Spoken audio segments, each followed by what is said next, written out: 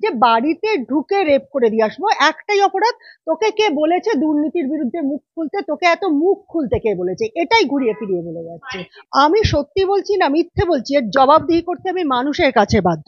প্রয়োজন হলে সেই স্ক্রিনশটও সোশ্যাল মিডিয়া যাবে। ভাষা দেখে বোঝা যাচ্ছে, হ্যাঁ, যারা এইভাবে কথা বলেন তারা ডাক্তার থেকে শুরু করে যে কোনো পেশার মহিলাদের এই রাজ্যে খুল্লাম খুল্লা রেপ করে দিতে পারে। আমি একতরফাই বলে গেছি এবং ফাইনালি আমাকে সাহায্য করছেন ফিরদৌস দা। তো ফিরদৌস শাইম হ্যাঁ আইনজীবী, তিনি গোটা ব্যাপারটা দেখছেন এবং ন্যাচারালি তো আমাদের যখন পুলিশ সাহায্য না করে তখন আমাদের আদালতের দরজায় কড়া নাড়তে হয়। তাই আমি আদালতের কাছে আমার সুরক্ষা চাইছি। আমাদের হেয়ার ড্রেসার তনুশ্রী যখন আহ, চেষ্টা করেছিল আত্মহত্যা করতে, মানে কি পরিমাণ এখানে অরাজক অবস্থা হয়েছিল। আমি 2019 থেকে কিন্তু বলেছি এটা হতে চলেছে। আজকে কিন্তু আমি ঠিক ছিলাম, এটা সবাই মিলে প্রমাণ করে দিচ্ছেন এবং প্রত্যেকটা গিল মুখর হচ্ছেন। সেটা আমার দেখে ভালো লাগছে। তখন আমি একা লড়াই করেছিলাম। সেই স্টিল ফটোটা নিয়ে বলা হচ্ছে ভিডিও বানিয়ে ভাইরাল করে দেবো। মানে সেটা তো তাহলে ফেব্রিকেটেড, ওই মুখটা ইউজ করে না হলে। মানে আমার ভাইরাল হওয়ার ভিডিও তো যেগুলো তোমাদের কাছে বলি সেগুলোই ভাইরাল হয়। আর সেই সত্যি কথাগুলো এতটাই বিপজ্জনক হয়ে যাচ্ছে যে ওদেরকে ফেক ভিডিও বানিয়ে ভাইরাল করে আমার ছোট করার চেষ্টা করতে হচ্ছে। আরজি কর নিয়ে প্রতিবাদে আপনারা দেখেছেন কখনো যারা রাত জেগে মিছিল করেছে তাদেরকে পুলিশ নোটিশ পাঠিয়েছে? এমনকি আমরা দেখতে পেলাম রীতিমতো অনেকেই যারা প্রতিবাদ করছিলেন সামনের সারির মুখ ছিলেন তাদেরকে রীতিমতো এখন থ্রেট করা হচ্ছে। এই থ্রেটিং কবে বন্ধ হবে বলুন তো? আমাদের পশ্চিমবঙ্গে এই মুহূর্তে দাঁড়িয়ে দেখতে পাচ্ছি থ্রেটিংটা বেড়েই চলেছে ক্রমাগত। কার্যত অভিনেত্রী আমার সঙ্গেই রয়েছেন রূপা ভট্টাচার্য, তাকে থ্রেট করছে, রেপ থ্রেট দেওয়া হচ্ছে। কোন বাংলায় আমরা রয়েছি? কবে প্রশাসন এটা দেখবে? তিনি বারবার নজরে আনা সত্ত্বেও কোনো প্রশাসনের ভ্রুক্ষেপ নেই। তাহলে কি রেপটা হলেই তবেই প্রশাসন দেখবে? এটাই আমাদের এই মুহূর্তের কথা। আমার সঙ্গে রয়েছে রূপাদি, বাকিটা রূপাদি বলবে। প্রথমত হচ্ছে যে ট্রোলাররা ট্রোল করে, আমাদের যেহেতু মুখটা পেশার জন্য পরিচিত তাই খ্যাতির বিড়ম্বনা কিছু মানুষ ট্রোল করবেন। কিন্তু নির্দিষ্ট ভাবে যেখানে বারবার ট্রোল করা হচ্ছে এবং অসম্ভব অশ্রাব্য ভাষা, মানে মানে ওটা ওই ভাষা দেখে বোঝা যাচ্ছে, হ্যাঁ, যারা এইভাবে কথা বলেন তারা ডাক্তার থেকে শুরু করে যে কোনো পেশার মহিলাদের এই রাজ্যে খুল্লাম খুল্লা রেপ করে দিতে পারেন।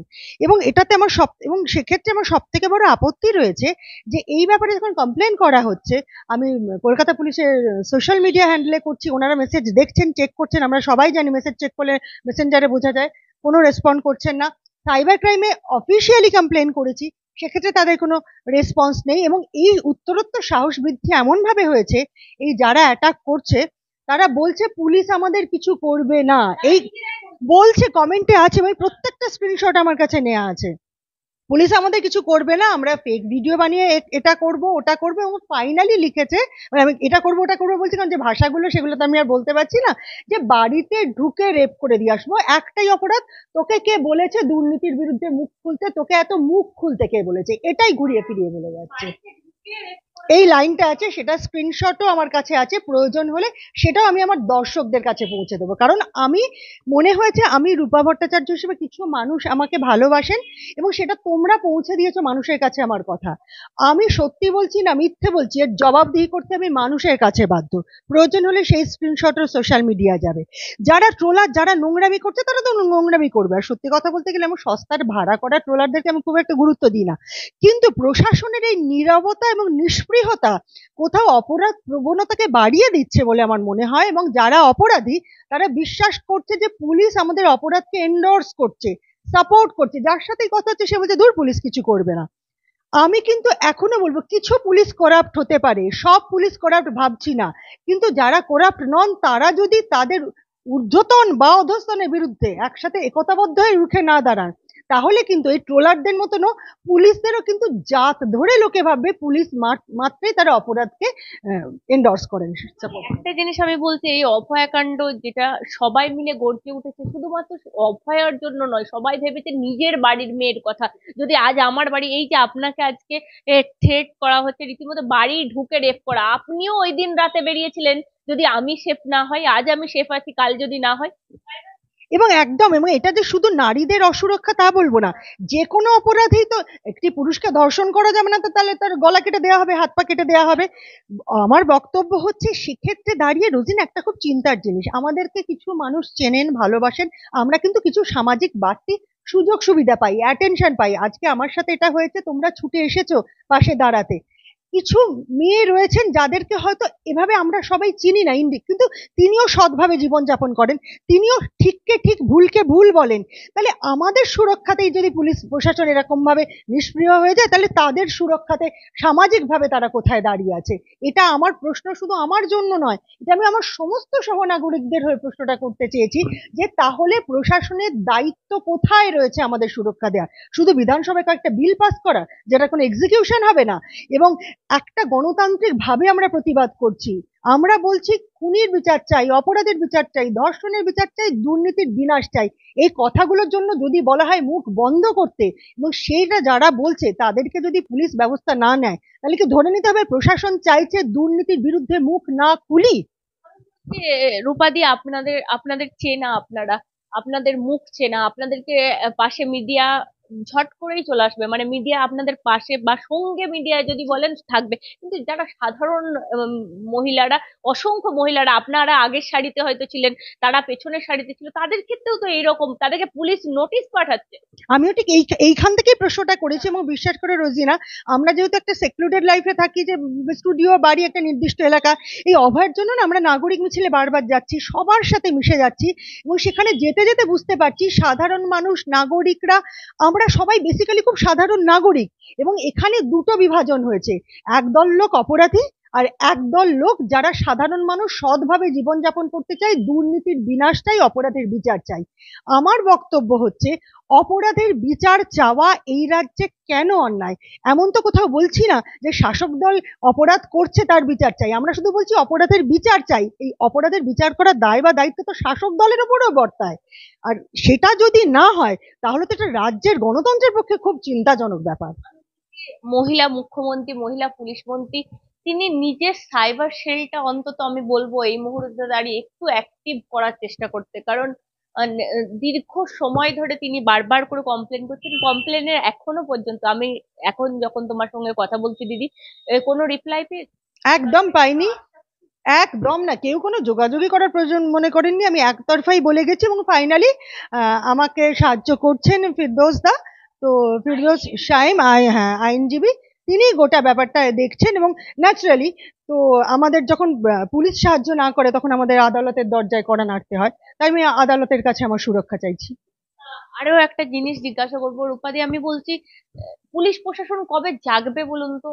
সত্যি কি জাগবে না? আপনারা এত আন্দোলন করলেন, রাত জাগলেন, দিন জাগলেন, আমি দেখেছিলাম কয়েকটা কমেন্টে, আমি পাটুলি থানার ওসির কথাই বলছি, তিনি লিখেছিলেন তোরা যতই রাত জাগিস, দিন জাগিস, তোরা শূন্য আছিস, শূন্য থাকবি। সেটা যে কোনো রাজনৈতিক দল, আমি বলছি না, আমি বলছি পুলিশ প্রশাসনের থেকে যখন এইরকম কমেন্ট দেখি, পোস্ট, তখন আর কি আমরা আশ্বাস পাবো? এখানে একদম খুব ইম্পর্টেন্ট দুটো কথা। এক হচ্ছে, যিনি প্রশাসনের মাথায় রয়েছেন, তিনি কোনো রাজনৈতিক দলকে হেয় করে কথা বলতে পারেন না, কোনো রাজনৈতিক দলকে ইনি আমার মা, ইনি আমার প্রভু, ইনি আমার ঈশ্বর বলতে পারেন না। তো সুতরাং, এবং এন্ডোর্সও করতে পারেন না, কখন কোন শাসক দল, এমএলএ, এমপি কোথায় কি পোস্ট করছে সেটা উনি প্রপাগান্ডা করবেন, এবং কোনো একটি রাজনৈতিক বিরোধী দলকে তিনি ছোট করবেন। এটা যে কারণে গোটা বিষয়টাতেই পুলিশের প্রতি, ওই পার্টিকুলার থানার ওসি, আমারই ঘর সংলগ্ন, তার প্রতি মানুষের বিশ্বাস হারিয়েছে, ডিপার্টমেন্টাল এনকোয়ারি হচ্ছে। কিন্তু মূল প্রশ্ন যেখানে রয়েছে, এই যে ট্রোলার, এই যে অপরাধ প্রবণতা, অপরাধটা শুধু যারা অপরাধ করছে তা নয়, যারা অপরাধ দেখে নিষ্ক্রিয় হয়ে আছে, অপরাধের বীজটা সেখানে দাঁড়িয়ে আছে, চিন্তার ব্যাপারটা সেখানে। অপরাধী তো অপরাধ করবেই, তারা তো মানে অপরাধ করবে বলেই তো এত থানা, পুলিশ, কোর্ট কাচারি ব্যাপার রয়েছে, আইন ব্যাপার রয়েছে। কিন্তু ল অ্যান্ড অর্ডার যদি তাদেরকে কোথাও প্যাসিভলি, ইনডাইরেক্টলি সাপোর্ট করে, এন্ডোর্স করে, অপরাধের বীজটা সেখানে লুকিয়ে থাকে। That is the main thing of our concern. তিনি এতদিন কথা বলছিলেন, একদম ধর্ণা মঞ্চে পৌঁছে গেলেন, বললেন আমি মুখ্যমন্ত্রী নয়, আমি দিদি। সেই দিদির কাছে একবার আবেদন করবেন। দিদির কাছে এত কিছু যখন হচ্ছে, ডেফিনেটলি দিদির কাছেও নিশ্চয়ই আবেদন করব। আমি জানি না এই ভিডিওটা যখন ফাইনালি পৌঁছবে, তার আগে আমার হয়তো দিদির কাছে আবেদন করা হবে, কিন্তু আমি যা করব সবকিছু আমার সহ নাগরিকদের সাক্ষী রেখে করব।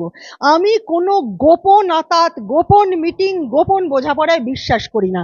বারবার করে বলছি, আমি আজকে যা করছি মিডিয়া এবং সোশ্যাল মিডিয়া, কারণ আমার কথা বলার প্রত্যেকটা মানুষের ব্যক্তিগত জায়গা থাকে, তো সোশ্যাল মিডিয়া মিডিয়া এবং সোশ্যাল মিডিয়া মানে এটা অনেকে মনে করতে পারে আরে বাপরে মিডিয়া প্রচুর ফুটেজ নিতে যাচ্ছে, কিন্তু আমি যেটা বারবার বলছি, আমি যেভাবে আমার আইডেন্টিটি তৈরি করেছি সেটা নাগরিকদের বিশ্বাসে, নাগরিকদের ভরসায়।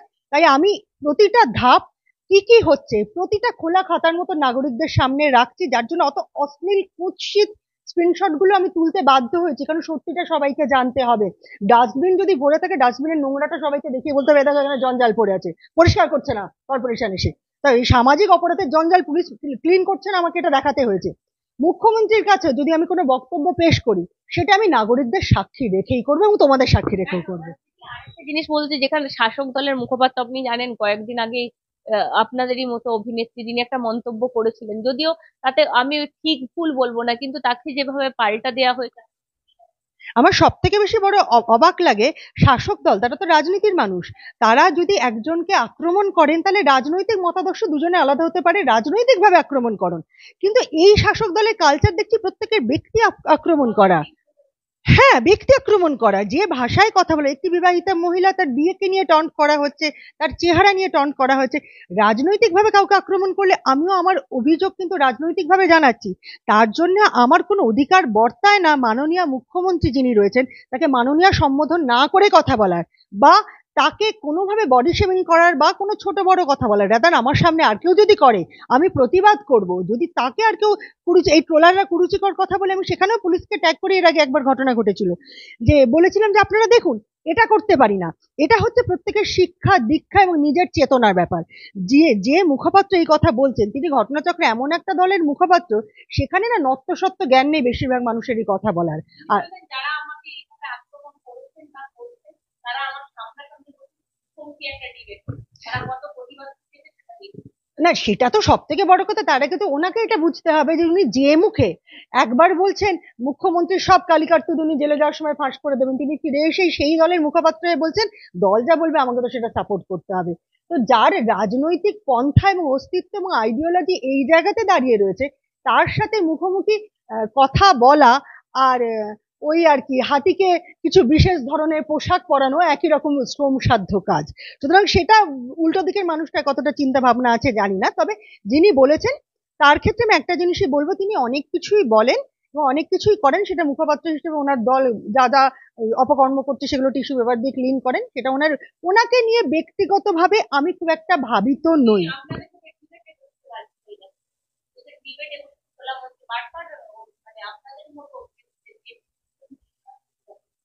উনি হুমকি দিচ্ছেন না, উনি সত্যি সত্যি আহ্বান করছেন, উনি যে এটার মধ্যে একটা সৌহার্দ্য গড়ে তোলার চেষ্টা করছেন কিনা আমি বলতে পারবো না, কিন্তু প্রথমত হচ্ছে উনি সর্ববিদ্যা বিশারদ, যে কোনো ব্যাপারে ওনার মতামত আছে। আমাদের হেয়ার ড্রেসার তনুশ্রী যখন চেষ্টা করেছিল আত্মহত্যা করতে, মানে কি পরিমাণ এখানে অরাজক অবস্থা হয়েছিল, আমি 2019 থেকে কিন্তু বলেছি এটা হতে চলেছে, আজকে কিন্তু আমি ঠিক ছিলাম, এটা সবাই মিলে প্রমাণ করে দিচ্ছেন এবং প্রত্যেকটা গিল মুখর হচ্ছেন, সেটা আমার দেখে ভালো লাগছে, তখন আমি একা লড়াই করেছিলাম। এবার সে ব্যাপারে ওনার বক্তব্য আছে, কখন হসপিটালে গেছে নাকি পুলিশ স্টেশনে গেছে, টেলকম মাথায় ইউজ করেছে না চিরুনি মাথায় ইউজ করেছে, দেশলাই কাঠি না লাইটার, উনি সব জানেন। পৃথিবীতে এমন কোনো জিনিস নেই উনি জানেন না, মুখপাত্র বলে উনি মুখটা একদম মানে বন্ধ রাখতেই পারেন না। এবার উনি যে ডিবেটে ডেকেছেন, সেক্ষেত্রে প্রথমত হচ্ছে উনি যুক্তিতে ডিবেট করেন নাকি ব্যক্তি আক্রমণ করেন, সেগুলো তো আমাকে জানতে হবে। সুতরাং আমি ওনার সাথে, উনি তো আমাকে ব্যক্তিগতভাবে ডিবেটে আহ্বান করেননি, তাই গায়ে পড়েই আত্মীয়তা দেখানোর দায় আমার নেই। উনি বলতেই পারেন তুমি কে, তোমার সাথে আমি কথা বলবো না, কিন্তু আমি বারবার যেখানে গলা তুলছি আমার কণ্ঠটা সেই কণ্ঠ যেটা একটা আম আদমির কণ্ঠ, এটা আবার কোনো রাজনৈতিক স্লোগান না, একটা সাধারণ মানুষের কণ্ঠ। হুম হুম হুম হ্যাঁ, ওই সোশ্যাল মিডিয়ায় ছবি তো পোস্ট হয়, আমার একটা বন্ধু কাম ভাই একসাথে পোস্ট করেছিল, তা আমি জিম ফ্রিক সেটা সবাই জানে, ওটা আমার অ্যাডিকশন। সেই স্টিল ফটোটা নিয়ে বলা হচ্ছে ভিডিও বানিয়ে ভাইরাল করে দেবো, মানে সেটা তো তাহলে ফেব্রিকেটেড, ওই মুখটা ইউজ করে, না হলে মানে আমার ভাইরাল হওয়ার ভিডিও তো যেগুলো তোমাদের কাছে বলি সেগুলোই ভাইরাল হয়, আর সেই সত্যি কথাগুলো এতটাই বিপজ্জনক হয়ে যাচ্ছে যে ওদেরকে ফেক ভিডিও বানিয়ে ভাইরাল করে আমার ছোট করার চেষ্টা করতে হচ্ছে। কিন্তু মানুষকে না, ওনারা যদি বোকা ভাবেন, বোকা ওনারাই, মানুষ কিন্তু সত্যিটা সব জানে। তাই যে যেভাবে পারেন ট্রোল করুন, যা খুশি বলুন, যা খুশি করুন, আদালতে হবে, এবং তাতে সত্যি সত্যি ওনারা কিছু করতে পারবে না, ওনারা কাগজে বাঘ, ওই সোশ্যাল মিডিয়াতে ফেক প্রোফাইলে লুকিয়ে করতে হবে। আমি বারবার করে বলছি, আমার এতটা প্রতিবাদ, এতটা গোটা বিষয়টা নিয়ে আমি লড়ছি, তার কারণ হচ্ছে প্রশাসন যে কোনো অপরাধকে কেন এভাবে ঢাকা চাপা দেওয়ার চেষ্টা করছে। আমার আঙুল পুলিশ প্রশাসনের দিকে, যে কোনো অপরাধ, সেই অপরাধ যেই করুক না কেন, তার যদি তথ্য প্রমাণ ঠিক থাকে তার তদন্ত করার দায়িত্ব পুলিশের।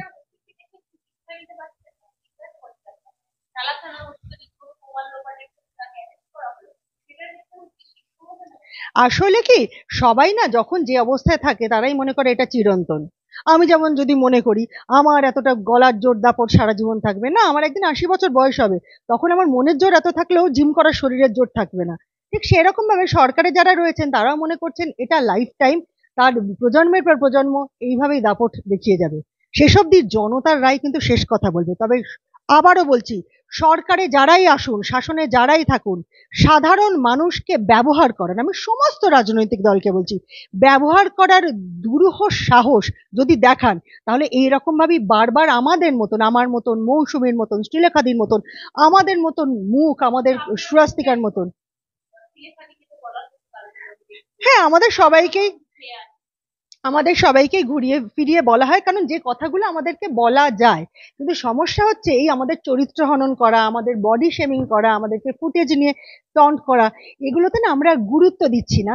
কারণ আসল উদ্দেশ্যটা আমাদের দর্শকরা তো জেনে গেছে, যাদের জন্য আমরা পরিচিত হয়েছি তারা তো জেনে গেছে যে যারা আমাদের কথা বন্ধ করার চেষ্টা করছে তাদের ওই আমাদের ট্রোলারের মতন কথা, তুই এত মুখ কেন খুলছিস, কে তোকে বলেছে দুর্নীতি নিয়ে কথা বলতে, উদ্দেশ্য কিন্তু এটাই, এটা বন্ধ করা।